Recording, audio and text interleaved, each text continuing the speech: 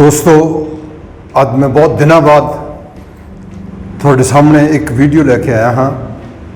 ये वीडियो बहुत ही important topic ते है और टॉपिक की है कि ਅਸੀਂ अपनी सेहत ਨੂੰ ठीक किदां रखना है, वेट कंट्रोल किदां करना है और 100 साल जीण का की फार्मूला है। ये आपां अज इहदे बारे एक प्रैक्टिकल गल करांगे और जदों भी कोई समस्या होंदी है सानू उस समस्या का कोई सौखा हल लभना चाहिए है। सौखा हल इसलिए कि असी उस सौखे हल ते चल के उन्होंने देर तक वधेरे टाइम तक अपनी लाइफ के सारी लाइफ का उन्होंने एक रूटीन बना सकते हैं। और मैं एक इहो जी चीज़ लभी है, इहो जी चीज़ तुहाडे नाल सांझी करनी है जिहड़ी थोड़ी लाइफ से थोड़े लिए बहुत इंपॉर्टेंट होवे। और मैनू ये गल कहन लगे थोड़े लिए एक बहुत मैं एक जादू वर्गी चीज़ लेके आया थोड़े लिए और वो की है, बड़ी सिंपल है। वो है असी साह किदां लईए, हाउ टू ब्रीथ। दोस्तों इस टॉपिक के ऊपर बहुत सारे लोग वीडियो भी पाते हैं, योगा वाले ने भी बहुत काम किया है, लेकिन जदों असी इहदी साइंटिफिक डिटेल च जाने तो गलत हो जाता है। तुहानूं इहदे ते हज़ारां वीडियो मिलणगियां, लेकिन जदों असी उहदी घोख करते हैं, जदों असी उहदी गहराई च जाने तो सानूं पता लगता कि यह गलत है सारा। मैं तुहाडे नाल अज एक बहुत सिंपल टेक्नीक जिन्हों साडे धर्म ग्रंथ भी मानते हैं और साडे साइंटिस्ट भी मानते हैं, वो गल तुहाडे नाल मैं सांझी करनी है। और वो टेक्नीक की है, एक रशियन साइंटिस्ट ने डॉक्टर के.पी. बटाइको, उन्होंने ब्रीदिंग के उपर इन्ना ज़्यादा काम किया है कि असी उन्होंने father of breathing technique in the world कहने हैं। और वो की कहते हैं, वो कहते हैं कि साहां नूं जिन्ना स्लो कर लीए, आई रिपीट, साहां नूं जिन्ना स्लो कर लीए उन्ना ही ऑक्सीजन की चार्जिंग साडे सैल के अंदर ज़्यादा होंदी है। मैं इनू फिर एक्सप्लेन करना कि क्या की मैं कह रहा हाँ तुहानूं और तुसीं इनू समझ सको। वो की है कि जदों असी तेज़ गति नाल साह लैंदे हां, असी नॉर्मली 1 मिनट से 15 तो 17 साह लैंदे हां, पर जदों असी तेज़ साह लैंदे हां 20-25 साह लैंदे हां तो उसलिए साडी बॉडी की एनर्जी घट जाती है।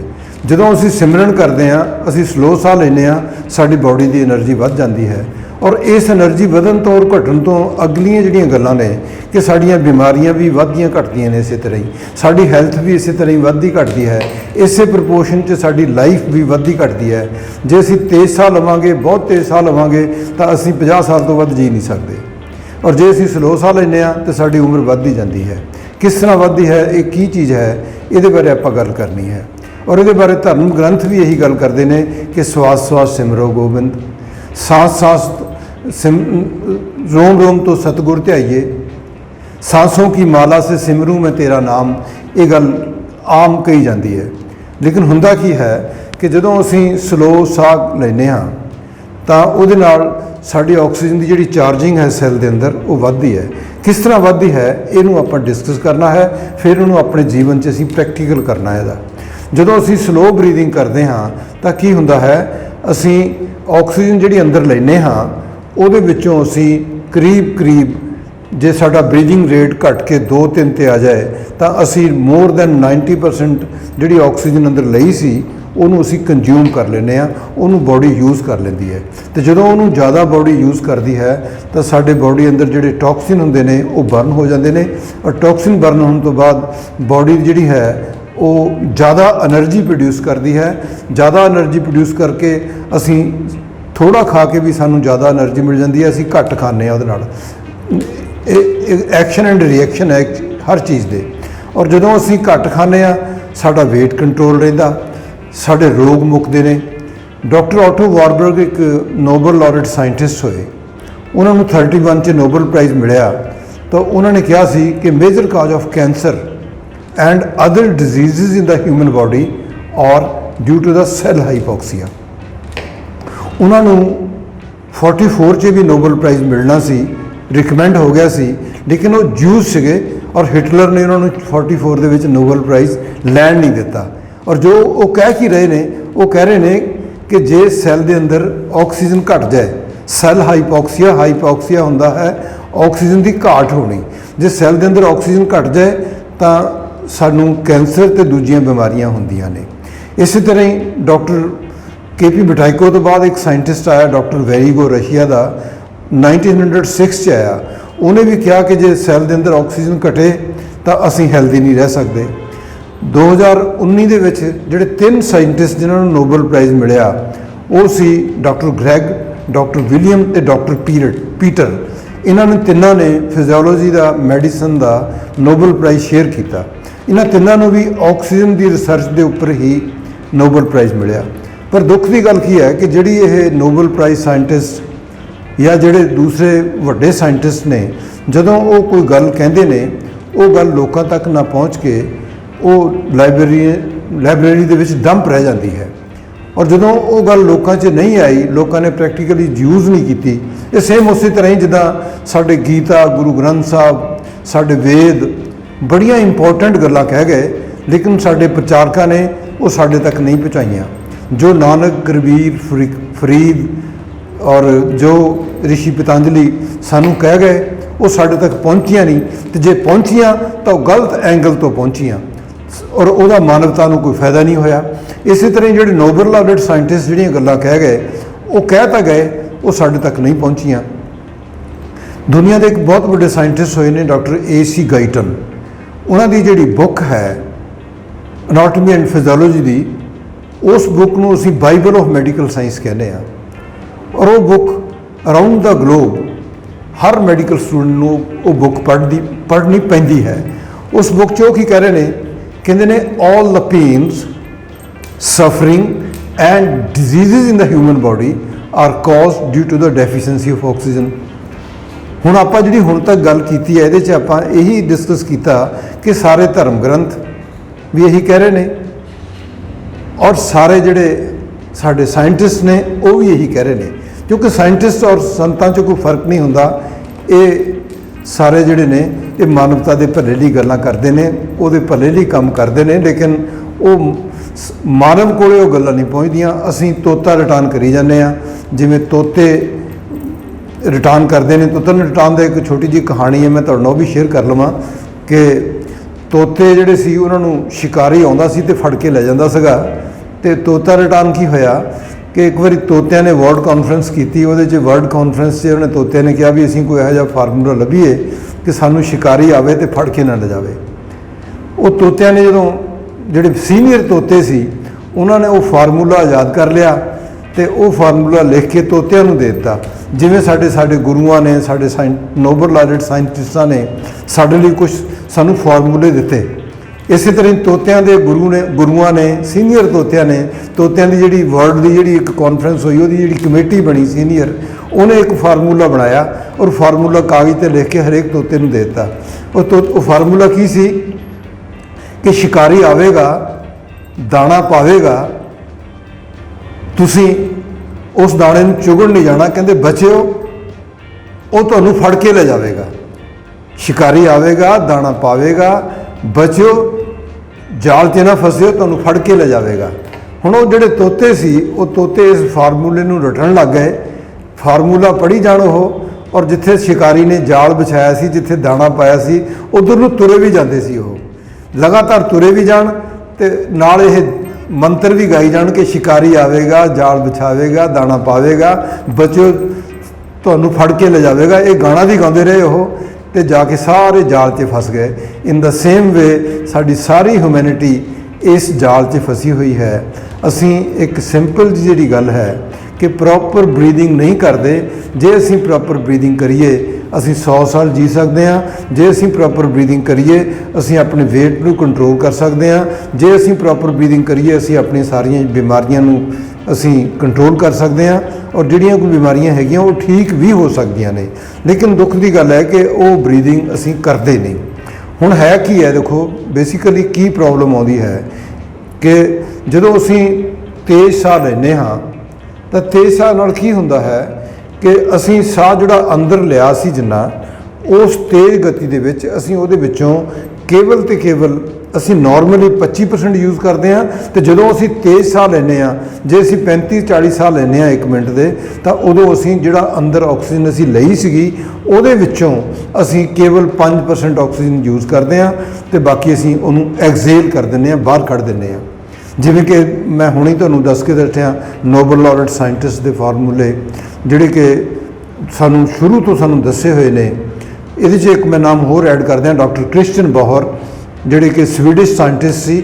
ਉਹਨਾਂ ਨੇ ਵੀ ਇਸ ਟੌਪਿਕ 'ਤੇ ਰਿਸਰਚ ਕੀਤੀ ਔਰ ਉਹਨਾਂ ਨੇ ਇਹ ਦੱਸਿਆ ਕਿ ਸਾਡੇ ਅੰਦਰ ਜਿਹੜੀ ਅਸੀਂ ਸਾਹ ਲੈਂਦੇ ਹਾਂ ਉਹਦੇ ਵਿੱਚੋਂ ਸਾਡੇ ਸੈੱਲ ਦੇ ਅੰਦਰੋਂ ਸਾਡੀ ਕੈਪਲਰੀਜ਼ ਦੇ ਵਿੱਚੋਂ ਕੈਪਲਰੀਜ਼ ਜਾਂ ਬਲੱਡ ਵੈਸਲ ਜਿਹੜੇ ਹੁੰਦੇ ਨੇ ਇਹ ਸਾਡੇ ਸੈੱਲ ਦਾ ਆਊਟਰ ਹਿੱਸਾ ਹੁੰਦਾ ਹੈ, ਔਰ ਉਹ ਕਹਿੰਦੇ ਇੱਥੋਂ ਆਕਸੀਜਨ ਚੋਰੀ ਹੋ ਜਾਂਦੀ ਹੈ, ਇੱਥੋਂ ਆਕਸੀਜਨ ਚੋਰੀ ਹੋ ਕੇ ਵਾਪਸ ਲੰਗਸ ਨੂੰ ਆ ਜਾਂਦੀ ਹੈ।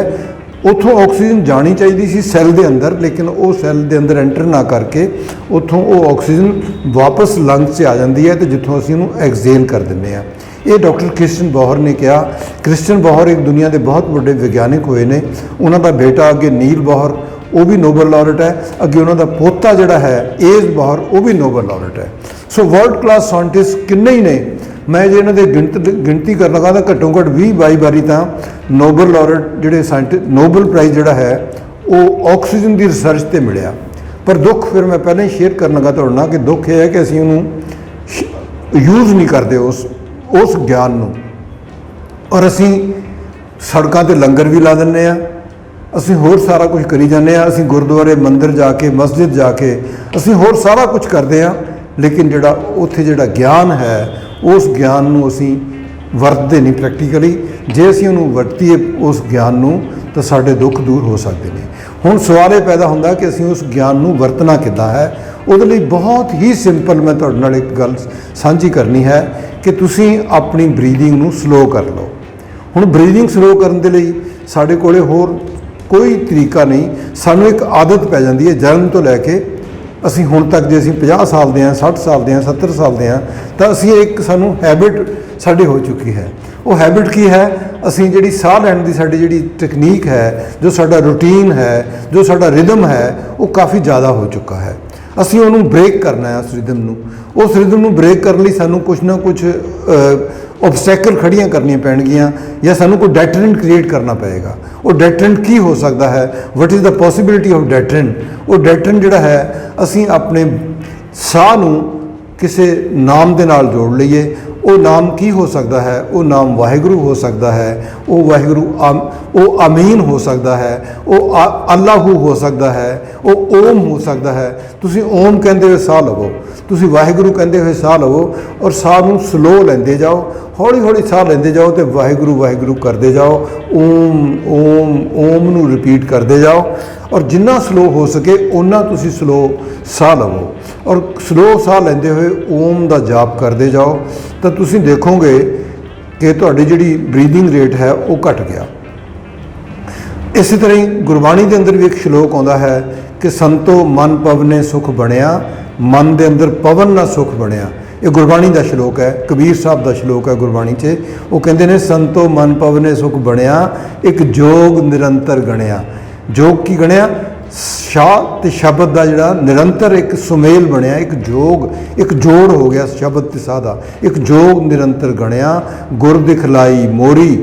ਗੁਰੂ ਨੇ ਉਹ ਮੋਰੀ ਦਿਖਾਈ ਜਿਤ ਮਰਗ ਪੜਤ ਹੈ ਚੋਰੀ, ਜਿੱਥੋਂ ਆਕਸੀਜਨ ਚੋਰੀ ਹੋ ਰਹੀ ਹੈ। ਕਿਉਂਕਿ ਗੱਲ ਸ਼ੁਰੂ ਹੋਈ ਸੀ, ਕਿੱਥੋਂ ਸ਼ੁਰੂ ਹੋਈ ਸੀ? ਸੰਤੋ ਮਨ ਪਵਨੇ ਸੁਖ ਬਣਿਆ, ਪਵਨ ਨਾਲ ਸੁਖ ਬਣਿਆ। ਪਵਨ ਕੀ ਹੈ? ਆਕਸੀਜਨ।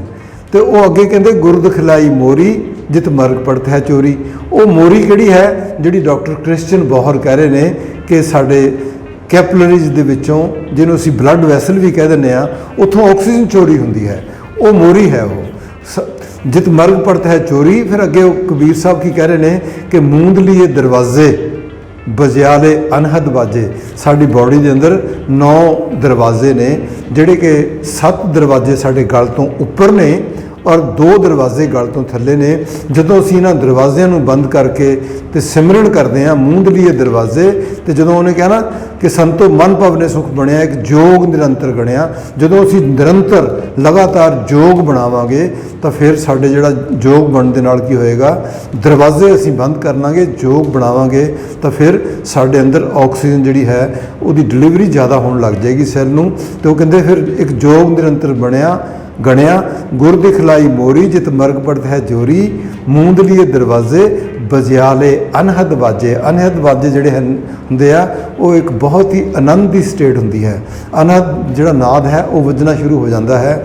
ਉਹਨੂੰ ਵੇਦਾਂ ਦੇ ਵਿੱਚ, ਗੀਤਾ ਦੇ ਵਿੱਚ ਉਹਨੂੰ ਦਿਵਯ ਧੁਨੀ ਕਿਹਾ ਗਿਆ ਹੈ, ਉਹਨੂੰ ਇੰਗਲਿਸ਼ ਦੇ ਵਿੱਚ ਮਿਸਟੀਕਲ ਸੈਂਸੇਸ਼ਨ ਕਿਹਾ ਗਿਆ ਹੈ, ਉਹਨੂੰ ਇਸਲਾਮ ਦੇ ਵਿੱਚ ਬਾਂਗੇ ਇਲਾਹੀ, ਬਾਂਗੇ ਆਸਮਾਨੀ ਕਿਹਾ ਗਿਆ ਹੈ, ਉਹਨੂੰ sound of God, sound of energy, sound of creating of universe, sound of creation of human body, sound of creation of the whole universe ਵੀ ਉਹਨੂੰ ਕਿਹਾ ਜਾਂਦਾ ਹੈ। ਔਰ ਉਹ ਜਿਹੜਾ ਨਾਦ ਹੈ ਉਹ ਸਾਡੀ ਬੋਡੀ ਦੇ ਅੰਦਰ ਵੀ ਵੱਜ ਰਿਹਾ ਹੈ, ਬਾਹਰ ਵੀ ਵੱਜ ਰਿਹਾ ਹੈ। ਔਰ ਉਹ ਕੇਵਲ ਤੇ ਕੇਵਲ ਸਾਹਾਂ ਦੀ ਗਤੀ ਘਟਾਉਣ ਦੇ ਨਾਲ, ਸਾਹਾਂ ਦੀ ਗਤੀ ਨੂੰ ਜਦੋਂ ਅਸੀਂ ਬਹੁਤ ਕੰਟਰੋਲ 'ਚ ਕਰ ਲਵਾਂਗੇ ਤਾਂ ਮਤਲਬ ਕੀ ਆ, ਅਸੀਂ ਅੰਦਰੋਂ ਸ਼ਾਂਤ ਹੋ ਜਾਵਾਂਗੇ ਤਾਂ ਉਹ ਅਨਾਦ ਵੀ ਸਾਨੂੰ ਸੁਣਨ ਲੱਗ ਜਾਏਗਾ। ਔਰ ਇਹ ਨਾਦ ਜਿਹੜਾ ਉਦੋਂ ਹੀ ਸੁਣੇਗਾ ਜਦੋਂ ਅਸੀਂ ਆਪਣੇ ਸਾਹਾਂ ਨੂੰ ਕੰਟਰੋਲ ਕਰਾਂਗੇ, ਫਿਰ ਸਾਡੀਆਂ ਸਾਰੀਆਂ ਜਿਹੜੀਆਂ ਸਮੱਸਿਆਵਾਂ ਨੇ ਉਹ ਹੱਲ ਹੋ ਜਾਣਗੀਆਂ। ਹੁਣ ਮੈਂ ਥੋੜ੍ਹਾ ਜਿਹਾ ਤੁਹਾਡੇ ਨਾਲ ਇੱਕ ਸਾਇੰਟੀਫਿਕਲੀ ਮੈਂ ਇਹਨੂੰ ਐਕਸਪਲੇਨ ਕਰਨੀ ਚਾਹਾਂਗਾ ਕਿ ਕਿਸ ਤਰ੍ਹਾਂ ਜਿਹੜਾ ਹੈ, ਜਿਹੜੀ ਆਕਸੀਜਨ ਹੈ ਉਹ ਕਿੱਦਾਂ ਸਾਡੇ ਸੈੱਲ ਨੂੰ ਜ਼ਿਆਦਾ ਡਿਲੀਵਰ ਹੋ ਸਕਦੀ ਹੈ। ਔਰ ਮੈਂ ਚਾਹਾਂਗਾ ਕਿ ਮੈਂ ਤੁਹਾਡੇ ਸਾਹਮਣੇ ਇੱਕ ਕਾਗਜ਼ ਦੇ ਉੱਪਰ ਇਹ ਐਕਸਪਲੇਨ ਕਰਨੀ ਚਾਹਾਂਗਾ ਕਿ ਦੇਖੋ ਕਿਸ ਤਰ੍ਹਾਂ ਜਿਹੜੀ ਆਕਸੀਜਨ ਹੈ ਇਹਦੀ ਡਿਲੀਵਰੀ ਕਿਸ ਤਰ੍ਹਾਂ ਵੱਧ ਸਕਦੀ ਹੈ। ਇਹ ਸਪੋਜ਼ ਮੈਂ ਤੁਹਾਡੇ ਸਾਹਮਣੇ ਇਹ ਪੇਸ਼ ਕਰਨ ਲੱਗਾ ਹਾਂ ਕਿ ਇਹ ਸਾਡਾ ਇੱਕ ਸੈੱਲ ਹੈ। ਇਹ ਜਿਹੜਾ ਸੈੱਲ ਹੈ ਬਾਡੀ ਦਾ, ਇਹਦਾ ਜਿਹੜੀ ਸਰਾਊਂਡਿੰਗ ਹੈ ਜਿਹੜੀ ਇਹ, ਦਿਸ ਇਜ਼ ਨੋਨ ਐਜ਼ ਕੈਪਲਰੀਜ਼ ਔਰ ਬਲੱਡ ਵੈਸਲ। ਔਰ ਇੱਥੇ ਤੱਕ ਇਸ ਏਰੀਏ ਦੇ ਵਿੱਚ ਜਿਹੜਾ ਸਰਾਊਂਡਿੰਗ ਦੀ ਜਿਹੜੀ ਸੈੱਲ ਹੈ, ਇਹਦੇ ਅੰਦਰ ਜਿੰਨਾ ਅਸੀਂ ਸਾਹ ਲੈਂਦੇ ਹਾਂ, ਜਿੰਨੀ ਅਸੀਂ ਆਕਸੀਜਨ ਇਨਟੇਕ ਕਰਦੇ ਹਾਂ, ਪੂਰੀ ਦੀ ਪੂਰੀ ਇਸ ਤੱਕ ਪਹੁੰਚ ਜਾਂਦੀ ਹੈ, ਇਸ ਜਗ੍ਹਾ ਤੱਕ ਪੂਰੀ ਪਹੁੰਚ ਜਾਂਦੀ ਹੈ। ਲੇਕਿਨ ਇੱਥੋਂ ਆਕਸੀਜਨ ਚੋਰੀ ਹੋ ਕੇ ਵਾਪਸ ਜਾ ਕੇ ਲੰਗਸ ਨੂੰ ਆਕਸੀਜਨ ਵਾਪਸ ਪਹੁੰਚ ਜਾਂਦੀ ਹੈ। ਇੱਥੋਂ ਜਿਹੜੀ ਆਕਸੀਜਨ ਹੈ ਚੋਰੀ ਹੁੰਦੀ ਹੈ, ਜਿਹੜੀ ਗੁਰਬਾਣੀ 'ਚ ਕਿਹਾ ਗਿਆ ਨਾ ਕਿ ਸਾਡੇ ਜਿਹੜੀ ਜਿਤ ਮਰਗ ਪੜਤ ਹੈ ਚੋਰੀ, ਮੂੰਦ ਲਈਏ ਦਰਵਾਜ਼ੇ, ਇੱਥੋਂ ਆਕਸੀਜਨ ਚੋਰੀ ਹੁੰਦੀ ਹੈ। ਇਹ ਚੋਰੀ ਡਾਕਟਰ ਕ੍ਰਿਸਚਨ ਬੋਹਰ ਵੀ ਕਹਿ ਰਹੇ ਨੇ ਇੱਥੋਂ ਆਕਸੀਜਨ ਚੋਰੀ ਹੁੰਦੀ ਹੈ। ਇਹ ਡਾਕਟਰ ਵੈਰੀਗੋ ਵੀ ਕਹਿ ਰਹੇ ਨੇ ਕਿ ਇੱਥੋਂ ਕੈਪਲਰੀ 'ਚੋਂ ਆਕਸੀਜਨ ਚੋਰੀ ਹੁੰਦੀ ਹੈ। ਸੋ ਅਸੀਂ ਕੀ ਕਰਨਾ ਹੈ, ਇੱਥੋਂ ਜਿਹੜੀ ਆਕਸੀਜਨ ਚੋਰੀ ਹੋ ਕੇ ਵਾਪਸ ਸਾਡੇ ਲੰਗਸ 'ਚ ਪਹੁੰਚਦੀ ਹੈ, ਅਸੀਂ ਇਸ ਚੋਰੀ ਨੂੰ ਬੰਦ ਕਰਨਾ ਹੈ। ਜਦੋਂ ਅਸੀਂ ਇਸ ਚੋਰੀ ਨੂੰ ਬੰਦ ਕਰਨ 'ਚ ਸਫਲ ਹੋ ਗਏ ਤਾਂ ਫਿਰ ਸਾਡੇ ਸੈੱਲ ਦੇ ਅੰਦਰ ਆਕਸੀਜਨ ਜਿਹੜੀ ਹੈ ਉਹ ਵੱਧ ਜਾਏਗੀ। ਆਕਸੀਜਨ ਇੰਨੀ ਵਧੇਗੀ ਕਿ ਫਿਰ ਜਿਹੜੇ ਡਾਕਟਰ ਆਟੋ ਵਾਰਬਰਗ ਜੋ ਕਹਿ ਰਹੇ ਨੇ, ਜੋ ਡਾਕਟਰ ਗ੍ਰੈਗ ਜਾਂ ਡਾਕਟਰ ਪੀਟਰ ਜਾਂ ਡਾਕਟਰ ਵਿਲੀਅਮ ਐਂਡ ਸੋ ਮੈਨੀ ਅਦਰ ਨੋਬਲ ਲਾਰੇਟ ਸਾਇੰਟਿਸਟ ਕਹਿ ਰਹੇ ਨੇ, ਜਾਂ ਡਾਕਟਰ AC ਗੋਇਟਨ ਕਹਿ ਰਹੇ ਨੇ, ਡਾਕਟਰ ਕੈਨਿਥ ਕੂਪਰ ਜਿਨ੍ਹਾਂ ਨੇ ਬਹੁਤ ਕੰਮ ਕੀਤਾ ਹੈ ਹੈਲਥ ਦੇ ਉੱਪਰ, ਦੁਨੀਆ ਜਿਨ੍ਹਾਂ ਨੇ ਐਰੋਬਿਕ, ਜਿਨ੍ਹਾਂ ਨੇ ਸ਼ਬਦ ਵੀ ਜਿਨ੍ਹਾਂ ਨੇ ਆਜ਼ਾਦ ਕੀਤਾ ਜਾਂ ਜਿਨ੍ਹਾਂ ਨੇ ਐਰੋਬਿਕ ਸ਼ਬਦ ਦੁਨੀਆ ਨੂੰ ਦਿੱਤਾ, ਡਾਕਟਰ ਕੈਨਿਥ ਕੂਪਰ ਸੀ ਜਿਹੜੇ ਕਿ ਓਕਲਾਹਾਮਾ ਸਿਟੀ USA 'ਚ ਰਹਿੰਦੇ ਨੇ। ਔਰ ਉਹ ਦੁਨੀਆ ਦੇ ਫਾਦਰ ਆਫ ਐਰੋਬਿਕ ਜਿਹੜਾ ਉਹਨਾਂ ਨੂੰ ਕਿਹਾ ਜਾਂਦਾ ਹੈ। ਉਹ ਵੀ ਇਸ ਗੱਲ ਨੂੰ ਜਾਣਦੇ ਨੇ ਕਿ ਜੇ ਸੈੱਲ ਦੀ ਆਕਸੀਜਨ ਵਧਾਈ ਜਾਵੇ ਤਾਂ ਸਾਡੇ ਰੋਗ ਮੁੱਕ ਜਾਣਗੇ। ਹੁਣ ਸੈੱਲ ਦੀ ਆਕਸੀਜਨ ਜਦੋਂ ਕਦੋਂ ਵਧੇਗੀ, ਜਦੋਂ ਆਕਸੀਜਨ ਪਿੱਛੋਂ ਐਂਟਰ ਕਰਦੀ ਹੈ ਇੱਥੇ ਆ ਕੇ, ਆਕਸੀਜਨ ਪਿੱਛੋਂ ਆਈ, ਆਕਸੀਜਨ ਕਿੱਦਾਂ ਆਉਂਦੀ ਹੈ ਇੱਥੇ, ਇਹ ਆਪਾਂ ਡਿਸਕਸ ਕਰਨਾ ਹੈ। ਹੋਮੋਗਲੋਬਿਨ ਜਿਹੜੇ ਨੇ ਉਹ they are the carrier of oxygen. Haemoglobin are the transporter of oxygen. ਉਹ ਆਕਸੀਜਨ ਇੱਥੇ ਲੈ ਕੇ ਆਉਂਦੇ ਨੇ ਔਰ ਜਦੋਂ ਇੱਥੇ ਆਕਸੀਜਨ ਡਿਲੀਵਰੀ ਕਰਨੀ ਹੁੰਦੀ ਹੈ, ਆਕਸੀਜਨ ਜਿੰਨੀ ਹੈ ਉਹ ਇੱਥੇ ਪਹੁੰਚ ਜਾਂਦੀ ਹੈ, ਪਰ ਹੋਮੋਗਲੋਬਿਨ ਨੇ ਇਸ ਆਕਸੀਜਨ ਨੂੰ ਬੜੇ ਸਟਰੋਂਗਲੀ ਕੈਚ ਹੋਲਡ ਕੀਤਾ ਹੁੰਦਾ ਹੈ। ਆਕਸੀਜਨ ਜਿਹੜੀ ਹੈ ਹੋਮੋਗਲੋਬਿਨ ਦੇ ਉੱਪਰ ਬਹੁਤ ਸਟਰੋਂਗਲੀ ਇਹਦੇ ਨਾਲ ਬੰਨੀ ਹੋਈ ਹੁੰਦੀ ਹੈ। ਆਪਾਂ ਪੰਜਾਬੀ 'ਚ ਇਹਨੂੰ ਕਹਾਂਗੇ ਕਿ ਬਹੁਤ ਸਟਰੋਂਗਲੀ ਇਹਨਾਂ ਨੂੰ ਇੱਥੇ ਹੋਲਡ ਕੀਤਾ ਹੁੰਦਾ ਹੈ। ਇੱਥੇ ਆਕਸੀਜਨ ਜਿਹੜੀ ਹੈ, ਇਹਨਾਂ ਨੇ ਜਿੰਨੀ ਵੀ ਆਕਸੀਜਨ ਲੈ ਕੇ ਆਉਂਦੇ ਨੇ ਹੋਮੋਗਲੋਬਿਨ, ਇੱਥੇ ਆਕਸੀਜਨ ਡਿਲੀਵਰ ਹੋਣੀ ਹੁੰਦੀ ਹੈ। ਅਤੇ ਜਦੋਂ ਅਸੀਂ ਤੇਜ਼ ਸਾਹ ਲੈਂਦੇ ਹਾਂ ਤਾਂ ਅਸੀਂ ਉਦੋਂ ਇੱਥੇ ਇਸ ਜਗ੍ਹਾ ਦੇ ਵਿੱਚ ਜਿਹੜਾ ਹੈ ਅਸੀਂ CO2 यानी कि कार्बन डाइऑक्साइड का प्रैशर ਜਦੋਂ तक ਅਸੀਂ ਇਸ ਕੈਪਲਰੀਜ਼ ਦੇ ਵਿੱਚ ਜਾਂ ਬਲੱਡ ਵੈਸਲ ਦੇ ਵਿੱਚ ਜਦ ਤੱਕ ਅਸੀਂ ਵੱਧ ਨਹੀਂ ਕਰਦੇ ਉਦੋਂ ਤੱਕ ਇੱਥੇ ਆਕਸੀਜਨ ਜਿਹੜੀ ਹੈ ਉਹ ਹੋਮੋਗਲੋਬਿਨ ਤੋਂ ਡਿਟੈਚ ਨਹੀਂ ਹੁੰਦੀ। ਜਦੋਂ ਅਸੀਂ ਹੋਮੋਗਲੋਬਿਨ ਦੇ ਉੱਪਰ CO2 ਦਾ ਪ੍ਰੈਸ਼ਰ ਪਏਗਾ ਤਾਂ ਉਹ ਜਿਹੜਾ ਪ੍ਰੈਸ਼ਰ ਹੈ ਉਹ ਹੋਮੋਗਲੋਬਿਨ ਦੇ ਨਾਲੋਂ ਆਕਸੀਜਨ ਨੂੰ ਅਲੱਗ ਕਰ ਦੇਗਾ ਤੇ ਜਦੋਂ ਆਕਸੀਜਨ ਹੋਮੋਗਲੋਬਿਨ ਤੋਂ ਅਲੱਗ ਹੋ ਗਈ ਤਾਂ ਫਿਰ ਕੀ ਹੋਏਗਾ, ਆਕਸੀਜਨ ਸੈੱਲ ਦੇ ਅੰਦਰ ਇੱਥੇ ਜਿਹੜਾ ਸੈੱਲ ਹੈ, ਜਿਹੜਾ ਅੰਦਰਲਾ ਪਾਰਟ ਸੈੱਲ ਹੈ ਇਹਦੇ ਅੰਦਰ ਐਂਟਰ ਕਰ ਜਾਏਗੀ ਤੇ ਜਦੋਂ ਆਕਸੀਜਨ ਵਧੇਰੇ ਮਾਤਰਾ ਵਿੱਚ ਸੈੱਲ ਦੇ ਅੰਦਰ ਐਂਟਰ ਕਰ ਗਈ then there will be no cell hypoxia, ਜਿਹੜਾ ਕਿ ਡਾਕਟਰ ਕ੍ਰਿਸਟੀਅਨ ਬਾਹਰ ਵੀ ਕਹਿ ਰਹੇ ਨੇ, ਜਿਹੜਾ ਕਿ ਨੋਬਲ ਲਾਰੇਟ 1931 ਔਰ 44 ਦੇ ਵਿੱਚ ਜਿਹੜਾ ਡਾਕਟਰ ਆਟੋ ਵਾਰਬਰ ਕਹਿ ਰਹੇ ਨੇ ਕਿ ਜਿਹੜੇ ਕੈਂਸਰ ਦਾ ਜਿਹੜਾ ਮੇਜਰ ਕਾਜ ਹੈ ਉਹ ਸੈੱਲ ਹਾਈਪੋਕਸੀਆ ਹੈ ਤੇ ਜੇ ਸੈੱਲ ਦਾ ਹਾਈਪੋਕਸੀਆ ਨਹੀਂ ਹੋਏਗਾ ਤਾਂ then there will be no cancer, no disease and no suffering in the humanity।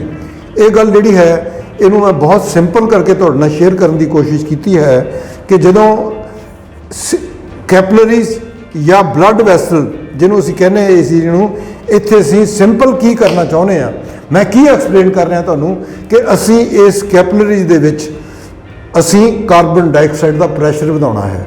ਹੁਣ ਇਹ ਸਵਾਲ ਪੈਦਾ ਹੁੰਦਾ ਹੈ ਕਿ ਅਸੀਂ ਕੈਪਲਰੀਜ਼ ਦੇ ਵਿੱਚ ਅਸੀਂ ਪ੍ਰੈਸ਼ਰ ਕਿੱਦਾਂ ਵਧਾ ਸਕਦੇ ਹਾਂ। ਜੇ ਅਸੀਂ ਮਿੰਟ 'ਚ 15 ਤੋਂ 17 ਸਾਹ ਲਏ ਤਾਂ ਅਸੀਂ 15 ਤੋਂ 17 ਵਾਰੀ ਕਾਰਬਨ ਡਾਈਆਕਸਾਈਡ ਬਾਹਰ ਕੱਢਤੀ। ਜੇ ਅਸੀਂ 40 ਸਾਹ ਲਏ ਤਾਂ ਅਸੀਂ 40 ਵਾਰੀ ਕਾਰਬਨ ਡਾਈਆਕਸਾਈਡ ਬਾਹਰ ਕਰਤੀ ਤੇ ਜੇ ਅਸੀਂ ਸਿਮਰਨ ਕਰਦੇ ਹੋਏ ਮਿੰਟ 'ਚ 1 ਸਾਹ ਲੈਂਦੇ ਹਾਂ ਤਾਂ ਇਹਦਾ ਮਤਲਬ ਇਹ ਨਹੀਂ ਕਿ ਅਸੀਂ ਸਾਹ ਨਹੀਂ ਲੈ ਰਹੇ, we are breathing in continuously, ਅਸੀਂ ਲਗਾਤਾਰ ਸਾਹ ਅੰਦਰ ਲੈ ਰਹੇ ਹਾਂ ਲੇਕਿਨ ਅਸੀਂ ਬਰੀਥ ਆਊਟ ਨਹੀਂ ਕਰ ਰਹੇ। ਤਾਂ ਫਿਰ ਕੀ ਕਰ ਰਹੇ ਹਾਂ ਅਸੀਂ, we are creating extra pressure in capillaries, ਅਸੀਂ ਕੈਪਲਰੀਜ਼ ਦੇ ਵਿੱਚ ਕਾਰਬਨ ਡਾਈਆਕਸਾਈਡ ਦਾ ਪ੍ਰੈਸ਼ਰ ਵਧਾ ਰਹੇ ਹਾਂ। ਜਦੋਂ ਅਸੀਂ ਕੈਪਲਰੀ 'ਚ ਕਾਰਬਨ ਡਾਈਆਕਸਾਈਡ ਦਾ ਪ੍ਰੈਸ਼ਰ ਵਧਾਉਣ 'ਚ ਕਾਮਯਾਬ ਹੋ ਗਏ ਔਰ ਕਾਮਯਾਬੀ ਦਾ ਰਾਜ਼ ਹੀ ਇੱਕੋ ਹੈ ਕਿ ਅਸੀਂ ਸਿਮਰਨ ਕਰਨ ਲੱਗ ਗਏ ਜਾਂ ਅਸੀਂ ਆਪਣੀ ਬਰੀਥਿੰਗ ਨੂੰ ਆਪਣੇ ਕਿਸੇ ਵੀ ਤਰੀਕੇ ਨਾਲ, ਮੈਂ ਨਹੀਂ ਕਹਿੰਦਾ ਸਿਮਰਨ ਕਰੋ, ਮੈਂ ਨਹੀਂ ਕਹਿੰਦਾ ਤੁਸੀਂ ਨਾ ਕਰੋ, ਪਰ ਮੈਂ ਤੁਹਾਨੂੰ ਇੱਕ ਗੁਰੂਆਂ ਦੀ ਜਿਹੜੀ ਵਧੀਆ ਜਿਹੜੀ ਟੈਕਨੀਕ ਹੈ, ਜਿਹੜਾ ਗੁਰੂ ਗ੍ਰੰਥ ਸਾਹਿਬ ਦਾ ਸਾਰ ਹੈ, ਜਿਹੜਾ ਵੇਦਾਂ ਦਾ ਸਾਰ ਹੈ, ਜਿਹੜਾ ਗੀਤਾ ਦਾ ਸਾਰ ਹੈ, ਜਿਹੜਾ ਸਿਮਰਤ ਵੇਦ ਪੁਰਾਣ ਪੁਕਾਰਨ ਪੋਥੀਆਂ ਨਾਮ ਬਿਨਾ ਸਭ ਕੂੜ ਗਾਲੀ ਹੋਛੀਆਂ ਜਿਹੜੀ ਬਾਣੀ ਕਹਿੰਦੀ ਹੈ, ਉਹ ਜਿਹੜੀ ਗੱਲ ਹੈ ਉਹ ਇਸ ਕਰਕੇ ਕਹਿੰਦੇ ਨੇ ਕਿ ਉਹ ਗੁਰੂ ਸਾਡੇ ਚਾਹੁੰਦੇ ਸੀ ਕਿ ਅਸੀਂ ਕੈਪਲਰੀਜ਼ ਦੇ ਵਿੱਚ ਅਸੀਂ CO2 ਦਾ ਪ੍ਰੈਸ਼ਰ ਵਧਾਈਏ ਤੇ ਜੇ CO2 ਦਾ ਪ੍ਰੈਸ਼ਰ ਵਧੇਗਾ ਤੇ ਇੱਥੋਂ ਫਿਰ ਜਿਹੜੀ ਜਿਤ ਮਰਗ ਪੜਤ ਹੈ ਚੋਰੀ, ਉਹ ਚੋਰੀ ਬੰਦ ਹੋ ਜਾਏਗੀ, ਜਿਹੜੀ ਗੁਰਬਾਣੀ ਕਹਿੰਦੀ ਹੈ, ਜਿਹੜੀ ਡਾਕਟਰ ਵੈਰੀਗੋ ਕਹਿੰਦੇ ਨੇ, ਜਿਹੜੇ ਡਾਕਟਰ ਕ੍ਰਿਸਟੀਅਨ ਬਾਹਰ ਕਹਿੰਦੇ ਨੇ। ਤੇ ਜਦੋਂ ਇਹਦੇ ਅੰਦਰ ਪ੍ਰੈਸ਼ਰ ਵੱਧ ਗਿਆ ਸੈੱਲ ਦੇ ਅੰਦਰ ਆਕਸੀਜਨ ਦਾ, ਫਿਰ ਸਾਡੇ ਸਾਰੇ ਰੋਗ ਮੁੱਕ ਜਾਣਗੇ, ਸਾਰੇ ਦੁੱਖ ਮੁੱਕ ਜਾਣਗੇ, ਵੇਟ ਕੰਟਰੋਲ ਹੋ ਜਾਏਗਾ, ਕੈਂਸਰ ਨਹੀਂ ਹੋਏਗਾ, ਜੇ ਕੈਂਸਰ ਹੋਇਆ ਵੀ ਹੈ ਤਾਂ ਉਹ ਹੌਲੀ ਹੌਲੀ ਠੀਕ ਹੋ ਜਾਏਗਾ। ਦੋਸਤੋ ਜਿਹੜੀ ਮੈਂ ਅੱਜ ਗੱਲ ਕੀਤੀ ਤੁਹਾਡੇ ਨਾਲ, ਜਿਹੜੀ ਗੱਲ ਕੀਤੀ ਹੈ ਹੁਣ, ਇਹ ਬਹੁਤ ਇੰਪੋਰਟੈਂਟ ਹੈ ਔਰ ਮੈਂ ਤੁਹਾਨੂੰ ਅਪੀਲ ਕਰਨੀ ਹੈ ਕਿ ਇਸ ਗੱਲ 'ਤੇ ਵਿਚਾਰ ਕਰਨਾ, ਇਸ ਗੱਲ 'ਤੇ ਖੋਜ ਕਰਨਾ ਔਰ ਖੋਜ ਕਰਕੇ ਮੇਰੀ ਗੱਲ ਨੂੰ ਹਾਸੇ 'ਚ ਨਾ ਗਵਾ ਦੇਣਾ, ਇਹਨੂੰ ਭੁੱਲ ਨਾ ਜਾਣਾ, ਇਹਨੂੰ ਆਪਣੀ ਜ਼ਿੰਦਗੀ 'ਚ ਇੰਪਲੀਮੈਂਟ ਕਰਨਾ। ਮੈਂ ਦੋਸਤੋ ਆਪਣੀ ਜ਼ਿੰਦਗੀ ਦੇ ਜਿਹੜੀ ਮੈਂ ਤੁਹਾਡੇ ਨਾਲ ਸ਼ੇਅਰ ਕੀਤੀ ਗੱਲ, ਮੈਨੂੰ 2009 'ਚ ਹਾਰਟ ਅਟੈਕ ਹੋਇਆ ਸੀ, ਮੇਰੀ ਬਾਈਪਾਸ ਸਰਜਰੀ ਹੋਈ ਸੀ ਔਰ ਮੈਂ ਇੱਕ ਇੰਟਰਨੈਸ਼ਨਲ ਸਪੋਰਟਸਮੈਨ ਹਾਂ। ਮੈਂ ਇੰਡੀਆ ਨੂੰ ਰਿਪਰੈਜ਼ੈਂਟ ਕੀਤਾ ਹੈ, ਮੈਂ 34 ਸਾਲ ਕਾਲਜ 'ਚ ਪੜ੍ਹਾਇਆ ਵੀ ਹੈ, HOD ਫਿਜ਼ੀਕਲ ਐਜੂਕੇਸ਼ਨ, ਔਰ ਮੈਨੂੰ ਫਿਰ ਵੀ ਸਮੱਸਿਆ ਸੀ। ਲੇਕਿਨ ਮੈਂ ਤੁਹਾਡੇ ਨਾਲ ਇਹ ਗੱਲ ਬੜੇ ਮਾਣ ਔਰ ਬੜੇ ਗੌਰ ਨਾਲ, ਬੜੀ ਇੱਜ਼ਤ ਨਾਲ ਤੁਹਾਡੇ ਨਾਲ ਸ਼ੇਅਰ ਕਰਨੀ ਚਾਹੁੰਦਾ, ਬੜੇ ਸਤਿਕਾਰ ਨਾਲ ਤੁਹਾਡੇ ਨਾਲ ਸ਼ੇਅਰ ਕਰਨੀ ਚਾਹੁੰਦਾ ਕਿ ਮੈਂ ਆਪਣੀ ਲਾਈਫ 'ਚ ਇੱਕ ਬੜਾ ਇੰਡੀਆ ਦਾ ਬਹੁਤ ਇੱਕ ਤਕੜਾ ਸਪੋਰਟਸਮੈਨ ਸੀ। ਉਹਦੇ ਬਾਵਜੂਦ ਵੀ ਮੈਂ ਪਿਛਲੇ 15 ਦਿਨ ਤੋਂ ਮੈਂ ਆਪਣੀ ਜ਼ਿੰਦਗੀ ਦੇ ਲਾਈਫ ਬੈਸਟ ਰਿਕਾਰਡ ਕਰ ਰਿਹਾ। ਮੈਂ ਅੱਜ ਤੋਂ 10 ਦਿਨ ਪਹਿਲਾਂ ਮੈਂ 1097 ਬੈਂਚ ਪ੍ਰੈਸ ਲਗਾ ਕੇ ਆਪਣਾ ਲਾਈਫ ਦਾ ਬੈਸਟ ਰਿਕਾਰਡ ਕੀਤਾ ਔਰ ਮੇਰੀ ਉਮਰ ਹੁਣ 72 ਸਾਲ ਹੋਣ ਵਾਲੀ ਹੈ ਔਰ ਮੈਂ 72 ਸਾਲ ਦਾ ਹੋ ਕੇ ਆਪਣਾ ਜਿਹੜਾ ਮੈਂ ਪਾਸਟ ਮੇਰਾ ਕੋਈ ਆਰਡੀਨਰੀ ਨਹੀਂ ਸੀ, ਮੈਂ ਇੰਟਰਨੈਸ਼ਨਲ ਸਪੋਰਟਸਮੈਨ ਸੀਗਾ, ਮੇਰਾ ਨੈਸ਼ਨਲ ਰਿਕਾਰਡ ਵੀ ਰਿਹਾ 15 ਸਾਲ। ਈਵਨ ਦੈਨ ਮੈਂ ਉਹਨਾਂ ਰਿਕਾਰਡ ਇੰਨੀ ਵੱਡੀ ਫਿਟਨੈਸ ਨੂੰ ਇੰਜੋਏ ਕਰਨ ਤੋਂ ਬਾਅਦ ਵੀ ਮੈਂ ਜਿਹੜੇ ਕੰਟੀਨਿਊਸ ਜਿਹੜੀਆਂ ਬੈਂਚ ਪ੍ਰੈਸ ਲਗਾਉਣੀਆਂ 2 ਵਾਰ 'ਚ ਮੈਂ 1090 ਬੈਂਚ ਪ੍ਰੈਸ ਲਗਾਈਆਂ ਔਰ ਇਹ ਮੈਂ ਪਿਛਲੇ 15 ਦਿਨ 'ਚ ਮੈਂ ਆਪਣਾ ਲਾਈਫ ਬੈਸਟ ਦਾ 5 ਵਾਰੀ ਰਿਕਾਰਡ ਤੋੜਿਆ। ਸੋ ਉਹ ਕਿਉਂ ਤੋੜਿਆ ਤੇ ਉਹਦਾ ਕੀ ਕਾਰਨ ਹੋ ਸਕਦਾ ਹੈ? ਉਹਦਾ ਕਾਰਨ ਕੇਵਲ ਤੇ ਕੇਵਲ ਇੱਕ ਹੈ ਤੇ ਉਹ ਹੈ ਆਕਸੀਜਨ, ਜਿਹੜੀ ਕਿ ਮੈਂ ਵਧਾਈ ਹੈ ਬਾਡੀ ਦੀ, ਮੈਂ ਪ੍ਰੈਕਟੀਕਲ ਕੀਤਾ ਹੈ। ਤੁਹਾਨੂੰ ਇਹਦੇ 'ਤੇ ਬਹੁਤ ਸਾਰੀਆਂ ਵੀਡੀਓ ਮਿਲਣਗੀਆਂ ਜਿਹੜੀਆਂ ਤੁਹਾਨੂੰ ਬਹੁਤ ਗਲਤ ਕੁਝ ਕਰਦੀਆਂ ਨੇ। ਤੁਸੀਂ ਸਾਇਲੈਂਟ ਰਹਿ ਕੇ ਇਸ ਨੂੰ ਕਰੋ, ਕਰਕੇ ਦੇਖੋ, ਨਤੀਜੇ ਤੁਹਾਨੂੰ ਮਿਲਣਗੇ। ਬਾਕੀ ਵੀਡੀਓ 'ਚ ਮੇਰਾ ਨੰਬਰ ਥੱਲੇ ਦਿੱਤਾ ਹੋਇਆ, फ़ोन ਨੰਬਰ, ਜੇ ਕਿਸੇ ਨੂੰ ਕੋਈ ਡਾਊਟ ਹੋਵੇ ਤੁਸੀਂ ਮੇਰੇ ਨਾਲ ਉਹ ਗੱਲ ਸ਼ੇਅਰ ਕਰ ਸਕਦੇ ਹੋ। ਔਰ ਮੈਂ ਇਹ ਗੱਲ ਚੈਲੰਜ ਨਾ ਕਹਿਣਾ ਹੈਗਾ ਕਿ ਮੈਂ ਇਸ ਗੱਲ ਨੂੰ ਬਹੁਤ ਸਾਰੇ ਡਾਕਟਰਸ ਨਾਲ ਸ਼ੇਅਰ ਕੀਤਾ ਔਰ ਉਹ ਸਾਰੇ ਇਸ ਗੱਲ ਤੋਂ ਕਨਵਿੰਸ ਨੇ ਕਿ this is the only way to enhance the cell oxygen in the cell. ਤੋ ਸੈੱਲ ਦਾ ਜਿਹੜਾ ਹਾਈਪੋਕਸੀਆ ਦੂਰ ਕਰਨ ਦਾ ਇਹੀ ਵਾਹਦ ਤਰੀਕਾ ਹੈ। ਵੈਸੇ ਤੁਹਾਨੂੰ ਹੋਰ ਬੜੇ ਗੁਰਦੁਆਰਿਆਂ 'ਚ ਵੀ ਵਾਹਿਗੁਰੂ ਵਾਹਿਗੁਰੂ ਕਰਨ ਵਾਲੇ ਬਹੁਤ ਮਿਲਣਗੇ, ਜਦਕਿ ਵਾਹਿਗੁਰੂ ਵਾਹਿਗੁਰੂ ਬੋਲ ਕੇ ਕਰਦੇ ਆ ਤਾਂ ਆਕਸੀਜਨ ਸਮਾਂ ਘਟਾ ਦਿੰਦੇ ਆ ਬਾਡੀ ਦੀ। ਉਹ ਮੰਦਰਾਂ ਦੇ ਵਿੱਚ ਵੀ ਰਾਮ ਰਾਮ ਰਾਮ ਰਾਮ ਬਹੁਤ ਜ਼ੋਰ ਦੀ ਕਰਦੇ ਨੇ, ਆਕਸੀਜਨ ਘਟਾ ਦਿੰਦੇ ਨੇ।